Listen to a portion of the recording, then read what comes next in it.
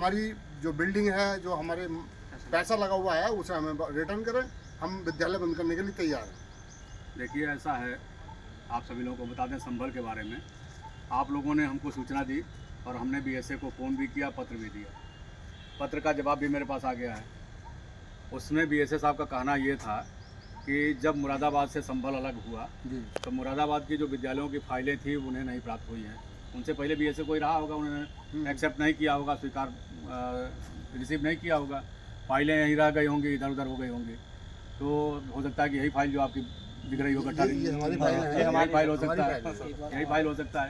जरा घुमा के दिखा दीजिए फाइलें किस तरह से। फाइल आगे जाकर थोड़ा सा और आगे, ये फाइलें हैं पुरानी मानताओं की। अब आ जाइए इधर, आ जाइए, हो गया। जो डायरी जी मिल गए फिर भी हमें तो अब आपको करना केवल ये है, मेरी जो बात हुई है, जब मुझे लिख करके मिला है, आपको अपने मान्यता की कापी, रजिस्ट्रेशन की कापी, बाइलाज की फ़ोटो कापी, आपके जो एफडीआर हैं, प्राभूत कोष और सुरक्षित कोष, उसकी फ़ोटो कापी, और जो आपके यूडाइस से निकला हुआ आपका जो सर्टिफाइड कापी है, बिल्डिंग के ज़मीन का रिलेटेड कापी, किरायनामा हो या रजिस्ट्री हो, जो कुछ भी है, कुछ ऐसी चीज़ें आपको बीएसए कार्यालय को फाइल बना करके 2 प्रतियों में जमा कर देना है, जिससे उनके पास भी रिकॉर्ड रहे कि आपके विद्यालय की मान्यता उन्हीं के वहाँ से है और आपके पास ये सारी चीज़ें हैं। नेशनल बिल्डिंग कोड, अग्निशमन कोड पर मैंने मना कर रखा है उनसे कि जिनके पास होगा वो देंगे, जिनके पास नहीं होगा वो नहीं देंगे, उसका कोई बहुत ज़्यादा प्रेशर ना बनाया जाए। लेकिन कम से कम देखिए, विभाग है और विभागीय नियमों का पालन कराने के लिए भी हम लोग हैं और विभागीय गलत नियमों का विरोध करने के लिए भी हम लोग हैं।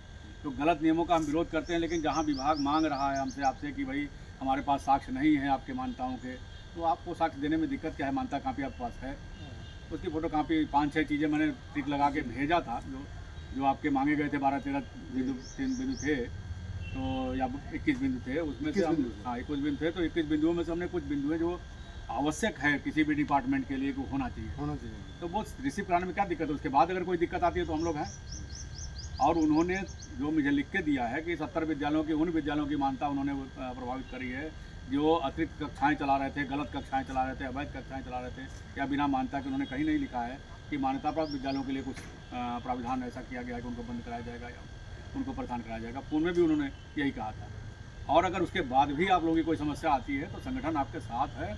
एक भी विद्यालय का मैं गारंटी दे रहा हूँ संगठन की तरफ से, एक भी विद्यालय जिसकी मान्यता हो गई है और जिसके वहाँ बच्चे हैं, विद्यालय में अध्यापक हैं, कर्मचारी हैं, पढ़ाई बढ़िया है, गार्जियन का विरोध नहीं है, ऐसे किसी भी विद्यालय को किसी भी अधिकारी के द्वारा बंद नहीं कराया जा पाएगा, चाहे वो नीचे का अधिकारी हो, चाहे शासन हो, चाहे मिनिस्टर हो, चाहे मुख्यमंत्री हो।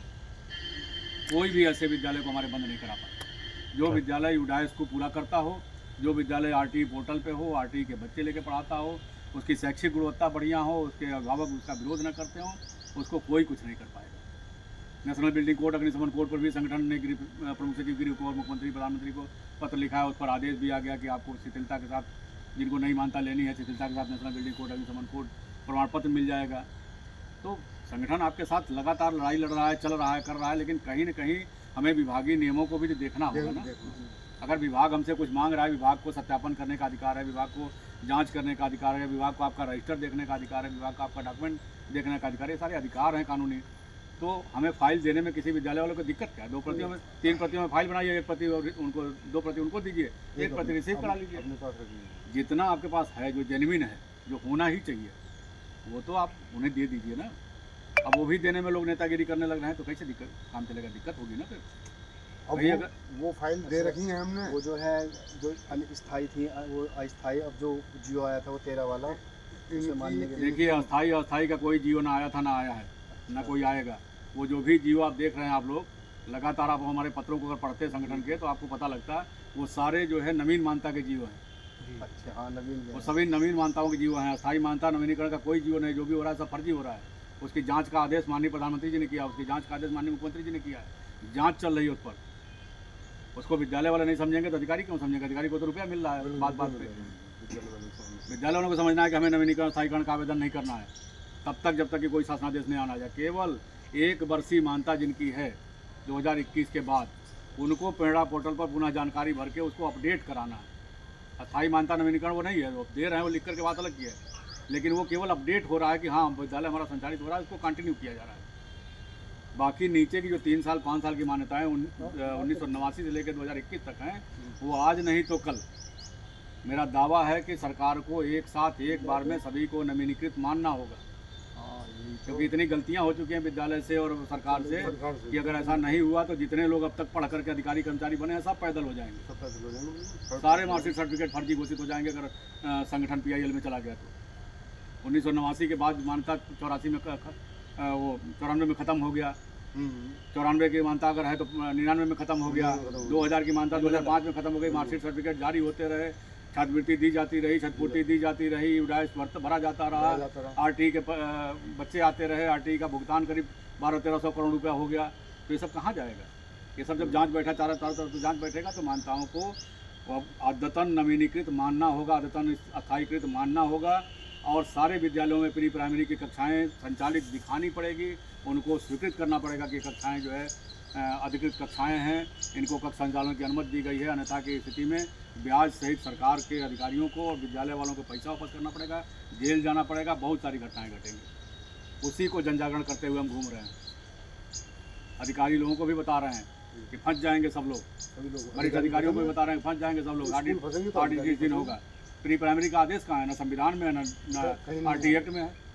RTE एक्ट 6 से 14 वर्ष की बात करता है, संविधान 6 से 14 वर्ष की बात करता है। 3 से 6 वर्ष के बच्चों को स्कूल में देना, जबरन एडमिशन करवाना, जबरन उनका भुगतान करना, ये सरासर गलत है। लेकिन इसको सही करने का एक तरीका है कि सबको कक्ष संचालन की अनुमति प्रदान कर दी जाए, सबको UDAS पे प्री प्राइमरी अपडेट कर दिया जाए, सबको RTE पे प्री प्राइमरी अपडेट कर दिया जाए, क्योंकि प्री प्राइमरी की स्वतंत्र मान्यता का कोई शासनादेश नहीं है। मैंने प्रस्ताव दिया है, शासनादेश बन रहा है, लेकिन वो नए के लिए होगा।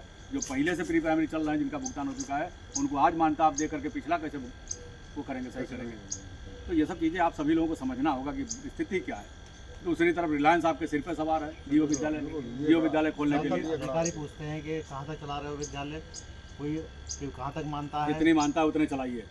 बाकी के लिए संस्कृत बोर्ड की मानता 6 से लेकर 8, 6 से 12। कहने का मतलब ये है कि जैसे प्री प्राइमरी आपने बोला ना, प्री हाँ प्राइमरी वो चला रहे हैं हम लोग। मतलब हम कहते हैं कि प्री प्राइमरी का तो क्यों चला रहा था, कक्षा चला रहा था, उसके लिए लिखित दीजिए, इसलिए चला रहे हैं कि RTE में उसके बच्चे आते हैं। वही तो। अगर हम DM का आदेश और CDO का आदेश और BSA का आदेश न माने तो फांसी में चढ़े। आपके आदेश के अनुसार चला रहे हैं, आपने आदेश दे रखा है। सर हमको नोटिस वगैरह दे रखा है, हमारी 2013 की मानता है। इसका लिखित जवाब दीजिए। लिखित जवाब दे दिया मैंने। अब वो ये कह रहे हैं कि बोला अगर आपको आगे चलानी है तो इसको रिन्यूअल कराओ। रिन्यूअल का शासनादेश मांग लीजिए उनसे, लिखित शासनादेश मांगे से रिन्यूअल का, लिखित पत्र दीजिए उनको कि रिन्यूअल का और अस्थायीकरण का शासनादेश दीजिए तो हम करावें।